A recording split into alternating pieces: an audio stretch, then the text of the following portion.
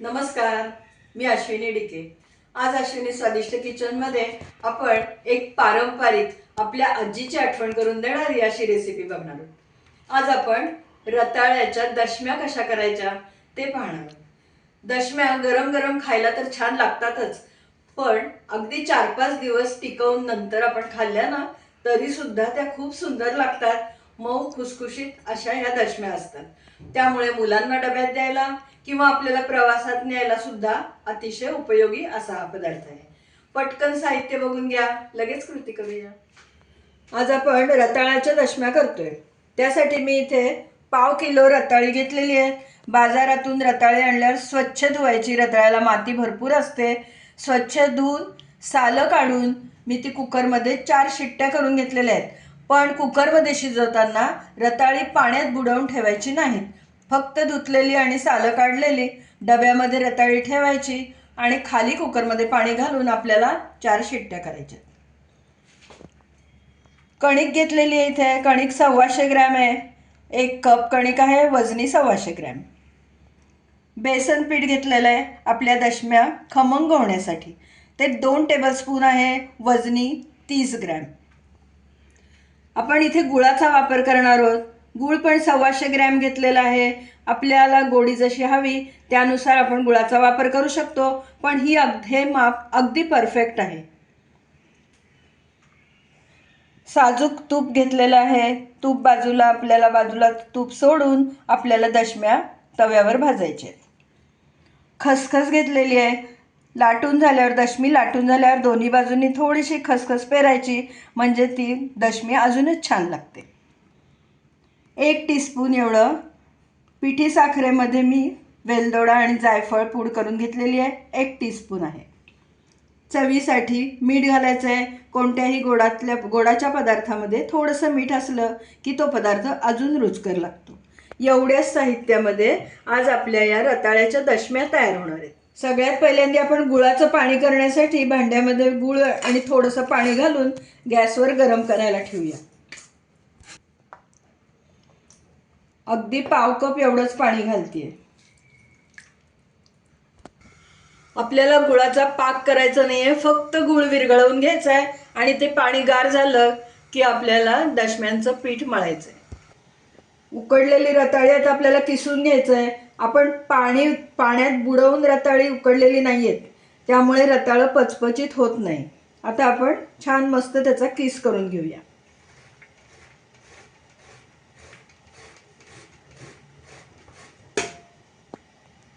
बघू शकता, अशा पद्धतीने आपण सगळं रताळं किसून घेऊया।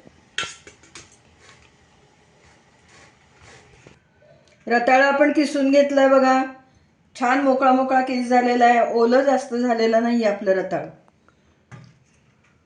आता या बाउलमध्ये किसलेलं रताळं काढून घेऊया। सगळं साहित्य एकत्र करून आपल्याला गोळा मळून घ्यायचा आहे दशम्यांसाठी। कणिक घालते, त्याच्यामध्ये डाळीचं पीठ, वेलदोडा जायफळ पूड, गुळाच्या कुठल्याही पदार्थामध्ये जायफळाचा स्वाद जास्त छान वाटतो। मीठ घालते,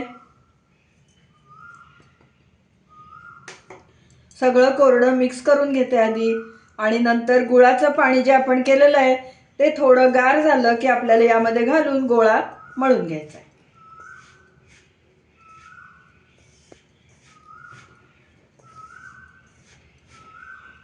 आपण जे गुळाचं पाणी करून घेतलंय ते आता यामध्ये घालते आणि आपण गोळा मळून घेऊया। गुळ स्वच्छ आहे, त्यामुळे मी इथे गुळाचं पाणी गाळून घेत नाहीये। जर तुम्हाला गुळामध्ये कचरा वाटत असेल तर तुम्ही गुळाचं पाणी गाळून घालू शकता।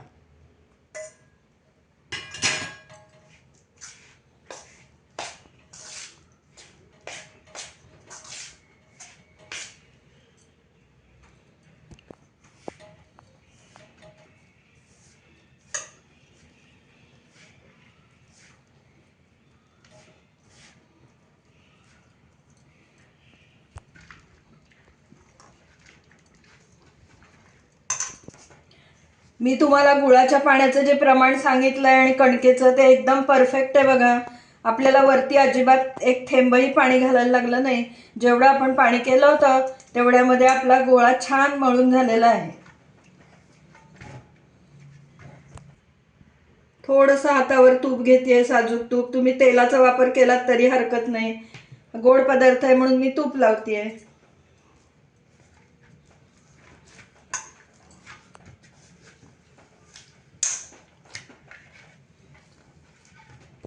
आपला गोळा छान मळून झालाय. आता एक झाकून 10 मिनिटं ठेवूया आपण आणि नंतर लगेचच दशम्या करायला घेऊया.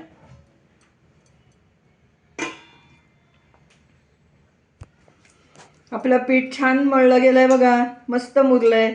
आता आपण छोटे छोटे गोळे काढून घेऊ. आपल्याला कोणत्या साईजच्या दशम्या करायच्या आहेत त्याप्रमाणे गोळे बनवायचे. मी फार मोठ्या दशम्या करत नाहीये.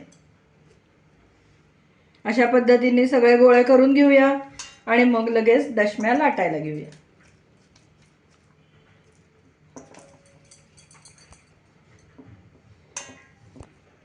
बघू शकता या आकाराचे मी सगळे गोळे करून घेतलेले आहेत. आपलं आज जे साहित्य घेतलं त्या साहित्यामध्ये 10 दशम्या आपल्या तयार होणार आहेत. तवा तापायला ठेवलेला आहे. आता आपण दशम्या लाटायला घेऊया. पोळी करतो तसंच आपण कोरड्या पिठामध्ये गोळा बुडवून घेतलेला आहे आणि आता दशमी लाटून घेऊया.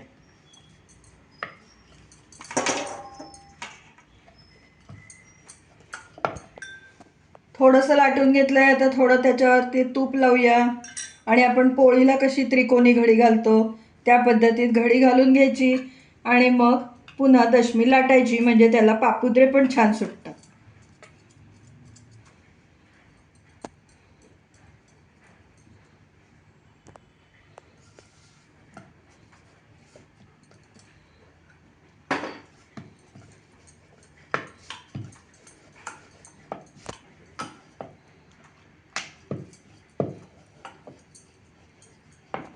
आपली दशमी इथे लाटून तयार झाली आहे. बघू शकता तुम्ही, खूप पातळ आपण लाटलेली नाही आहे आणि याला थोड्याशा अशा बाजूनी चिरा चिरा वाटत आहेत. पण असंच भाजायला टाकलं तरी हरकत नाही.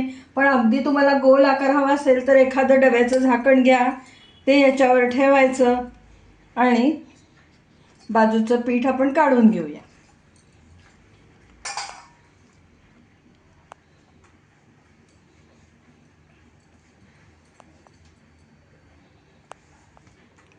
मस्त तयार झाली आहे. तवा तापलाय, तव्यावर आता टाकूया आपण. 1 मिनिट. आपलं खसखस लावायची राहून गेली. खसखस त्याच्यावर पेरून घ्यायची.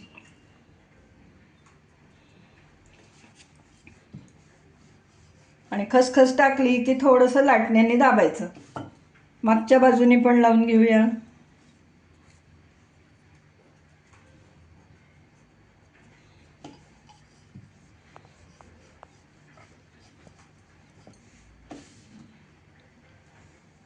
मस्त.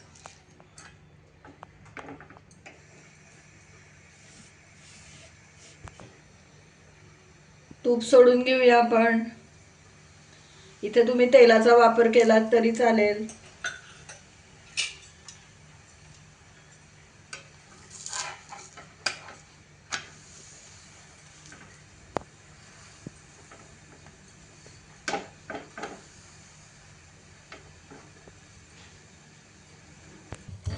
उलटून घेऊया. वाव, काय सुंदर रंग आलाय बघा. दोन्ही बाजूनी आपली दशमी छान भाजून झाली आहे. काढून घेऊया. जाळीवर काढणार आहे म्हणजे मग त्याला दमटपणा येत नाही, घाम धरत नाही. मध्ये घडी न घालता तुम्ही लाटलं तरी काही हरकत नाही.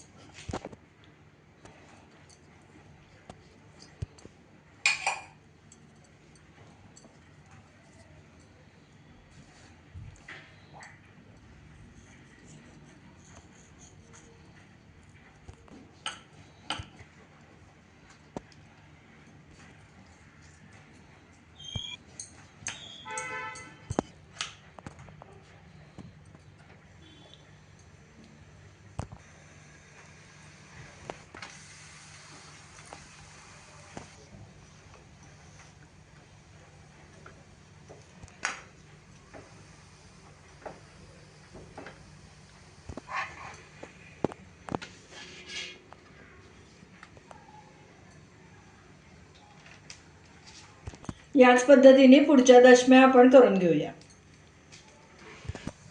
मस्त फुगते बघा. रताळ्याच्या दशम्या काय सुंदर झाल्यात बघा. आता आपण सर्विंग डिश तयार करून घेऊ. आपण जाळीवर ठेवल्यामुळे बघा त्या दमट ओल्या झाल्या नाहीत, त्याला घाम आला नाही आणि किती छान सॉफ्ट आहेत बघा. मस्त.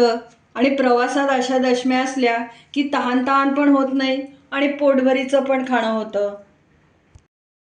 आपल्या रताळ्याच्या दशम्या करून तयार झाल्या आहेत. रताळं खाणं हे सगळ्यांच्याच आरोग्यासाठी खूप फायदेशीर आहे, कारण रताळ्यामध्ये व्हिटॅमिन ए, सी आणि फायबरचंही प्रमाण खूप जास्त असतं. त्यामुळे आपली रोगप्रतिकारक शक्ती वाढते, नंतर पचनक्रिया सुधारते आणि डोळ्याची सुद्धा खूप चांगली काळजी घेतली जाते. असे हे बहुगुणी रताळे एरवी आपलं खाल्लं जात नाही, पण आपण या पद्धतीने जर रताळं आपल्या अन्नामध्ये आणलं, खाण्यामध्ये आणलं, तर नक्कीच त्याचा फायदा होईल.